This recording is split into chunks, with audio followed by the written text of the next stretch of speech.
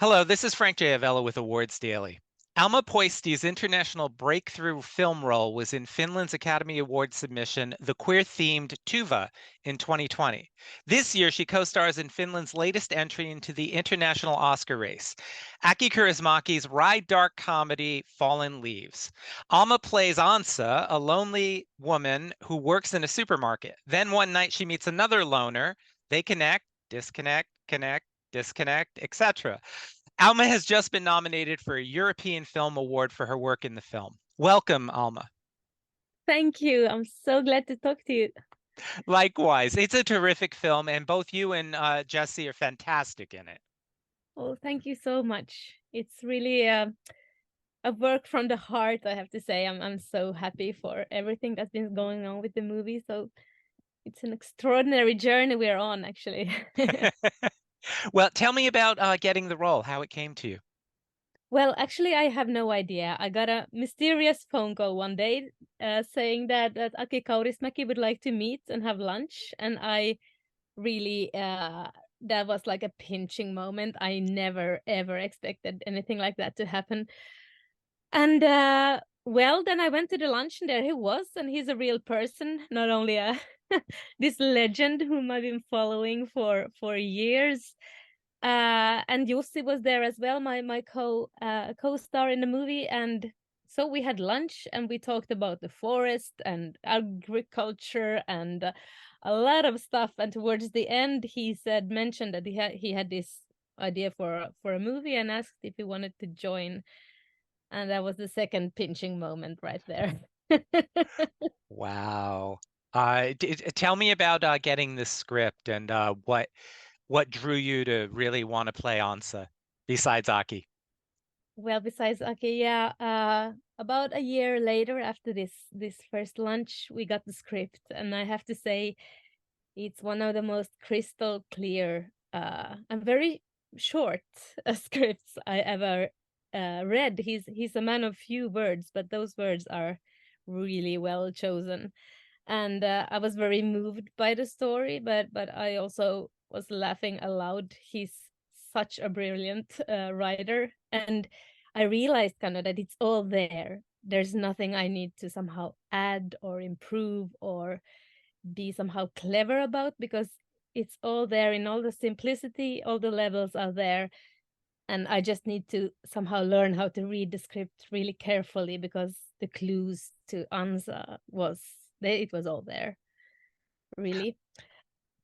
I wanted to ask about the approach to, this particular type of comedy because, in Tuva, it was, quite a dramatic film in many respects.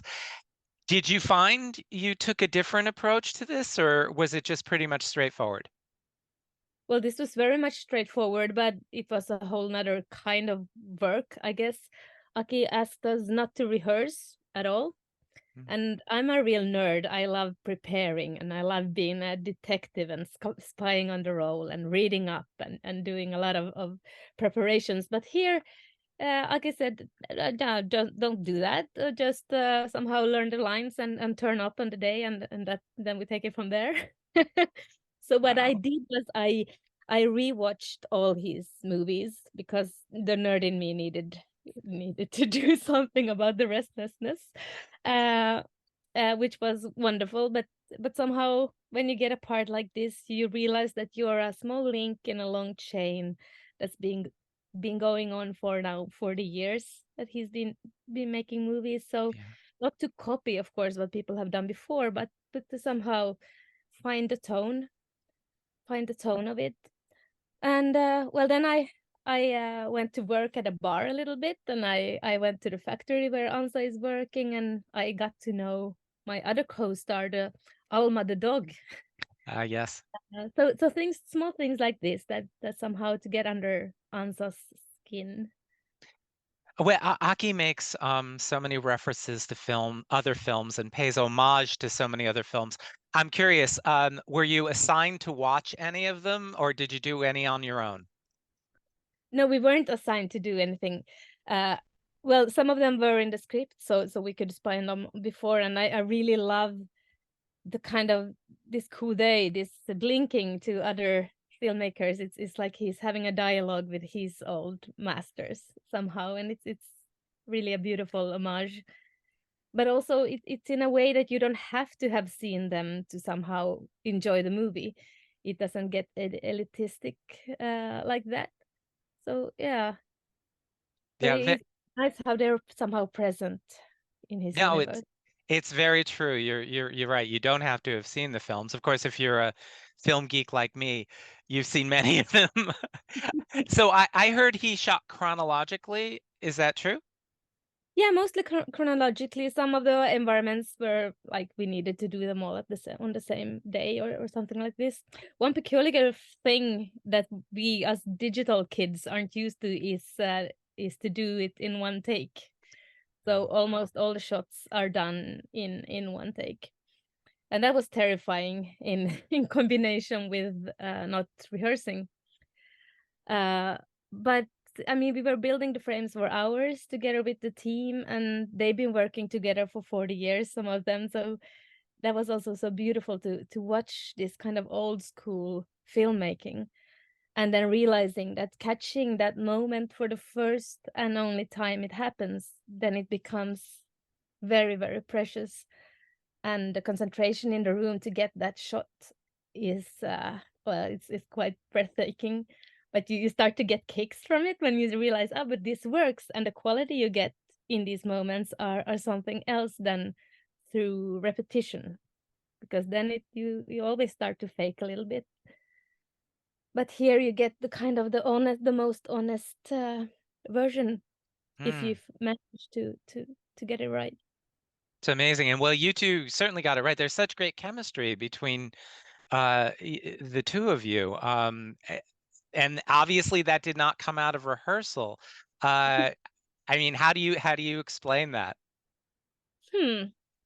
Well, I've been watching Jussi for years. He's a wonderful actor, but we never worked together before, so this was the first time. And I guess Aki is quite a good cinematic matchmaker somehow. With Jussi, we found that we had quite a similar approach to acting, and it was really easy from the get-go. The chemistry and the contact was there, so we just needed to somehow trust that and somehow and enjoy it, because sometimes you just have it, and sometimes you really need to work, work for it. Yeah, oh no, absolutely. And the two characters, they're two people who've managed to build these walls and cut themselves these grooves, but then they're bold enough to take this chance despite how shy they are. It's pretty extraordinary. Yeah, I really admire them. I mean, it takes so much braveness to do what they do, because as you say, they are so shy, and I think this is the most shy love story I've ever told or performed in. But Aki was quite funny. He said that, okay, guys, so there is one kiss on the cheek, there is one handshake, and then there is one kiss on the forehead. So this is a really passionate, intimate love story. That is true. Yeah, there's no love scene. Love scene, love scene. It's interesting because the dark cloud of Putin seems to hang over the lives of these two as well. It's never heavy-handed, but it's there. It's there all the time, almost like a backdrop or something. As we have it in Finland, I mean, it's very present what's happening, and it really threw us all off balance. I think none of us expected that anything like this could happen. And Aki said that it would have been impossible for him as a filmmaker to make a movie without commenting on the war or somehow having it present, that it's like a witness of something that happened. And a movie or a film can be like a time capsule, so that people in the future, when they see it, they won't forget. We will know what happened. Yeah, no, absolutely. You know, it's funny. A number of the international submissions, Slovakia's submission, Ukraine's submission, of course, you know, are about the war directly. So Mm. it's good to have it out there so people know. Yeah, no, I definitely agree. And Uh, artists need to take that witness stand somehow. yeah, absolutely. So in terms of the time period, I found this fascinating because, again, we have the war going on. It takes place in the present, but I also sensed we were in the 1960s, the 1970s, and even sometimes the future. Yes. You're right. There's a calendar on the wall that says 4. So this is actually a sci-fi movie, I guess. I guess I mean Kaurismäki he somehow suggests that we throw logic out of the window quite fast.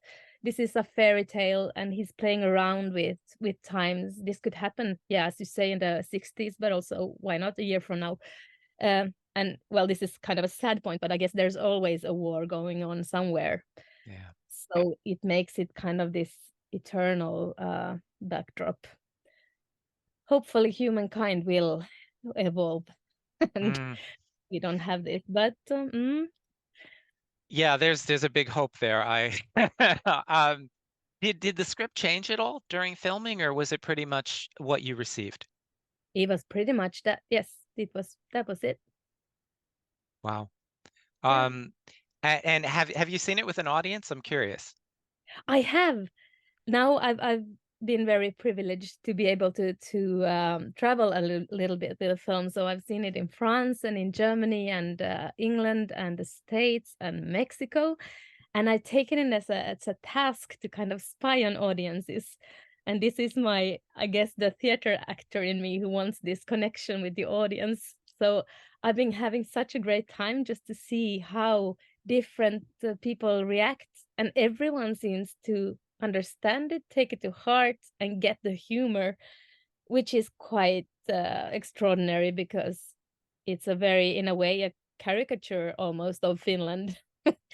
And but Kaurismäki, he's got this very, it's very specific, but it's also universal. Anyone can understand this, and it really corresponds with people, no matter where they come from, what language they speak, what culture, and so on. So this is beautiful. Absolutely. I think it's that specificity that makes it relatable to, like, almost anyone actually. Yeah. And I guess, I mean, people really can relate to the feeling of loneliness, solitude, being somehow a little bit outcast, or perhaps that your due date has expired on the dating market, and it's still, it's there's such an honest tone in Aki's work that people believe in it, and they believe in the hope that this movie also somehow provides, because it doesn't come with a lot of sugar. It's more salt, but maybe maybe that's what we need, and it seems to work. Yes, and there is that element of hope that is there, which is, I think extraordinary as well. What was the con experience like for you? I know you guys won the jury prize.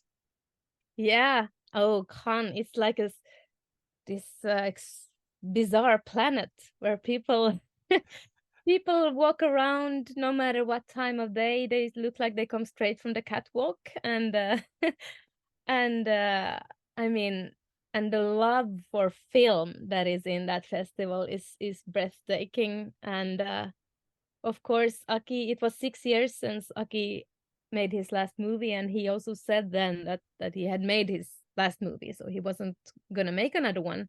So I guess everyone, including himself, was a bit surprised that he made another movie, and it was so touching to see how loved he was and how people were so happy he was back with this movie, and just the love for him there in that room was extraordinary. And that big great saal where we had our screening just felt so intimate, and I guess we were all kind of trembling for half an hour afterwards, because it was really somehow physical, this the reception. Oh, that's amazing. I wanna ask you your performance in Tuva 4 years ago now. Wow. Um, Amazing. And I know it was submitted, for the International Feature Oscar. Can you tell me a little bit about how you were cast in that and what did for your career? Yeah, so Tove was my first lead role in a feature film. I've been doing a little bit of filming before, but and the casting was, I think they scanned through all of North or Scandinavia for to find their Tove, and I went through 9 months of casting before I got the part.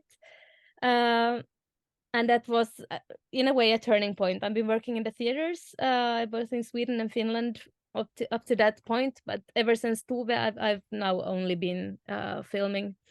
I don't think they exclude each other at all, but it seems to be a time for camera right now. And yeah, so I've I'm very, very lucky and happy to get these wonderful job offers right now. Uh, and Tove was, I mean, it was an extraordinary thing. And playing a real person who is a legend in Finland. I mean, really, she was an artist, an author, a comic writer, illustrator, so talented. And I guess you could make 10 movies about her life and they would all be interesting. She's that kind of a very unique woman.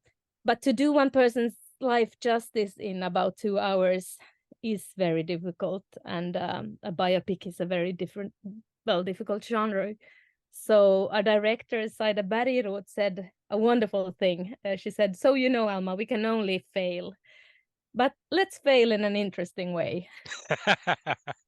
And that was such a relief because then we were somehow free to explore her more than to somehow, I don't know, doing this from cradle to grave, somehow justice to who she was. I mean, of course, we tried, but it was more an investigating gaze on her, which I really enjoyed. I wanted to ask you, you have an upcoming film on Netflix called A Day and a Half. And now that the strike is over, what can you tell us about it? Oh, well, it's out there actually on Netflix Oh, is since, it already on Netflix? yeah, I think so. Ah, It should be. It's directed and written by Fares Fares, who is a fantastic Swedish actor. And this is his directorial debut. And it's, well, you can call it another kind of love story in a way, but it's a woman who gets, what is it, captured or kidnapped, I guess, by her ex. And then it's a road movie and it's a thriller. And no, I think it's a very touching story, but it's in the shadowland of love. wow, I look forward to seeing it then. And can you tell me, is there anything else coming up? Well, in Finland we have premiere of Four Little Adults, written and directed by Selma Vilhunen, and it's gonna premiere in December. And that's been touring on festivals for during this year now. And then there, I just finished filming a wonderful film called Orenda, written by Pirkko Saisio and directed by Pirjo Honkasalo, and Pirjo Honkasalo is also one of these great grand old filmmakers in Finland. She has been making films for 6 decades. She was Finland's first female photographer, and she is just an extraordinary woman. So this has been really a wonderful, wonderful, wonderful journey as well. So yeah, there's a lot going on. Well, that's exciting, Alma, and I want to congratulate you on your European Film Award nomination. Thank Uh, you. and enjoy award season because it's insane, but it can be a lot of fun. Thank you for your performance in this film and for taking the time out to chat with me. Thank you so much, Frank. This has been a lovely, lovely talk. Likewise. Take care. Take care. Bye.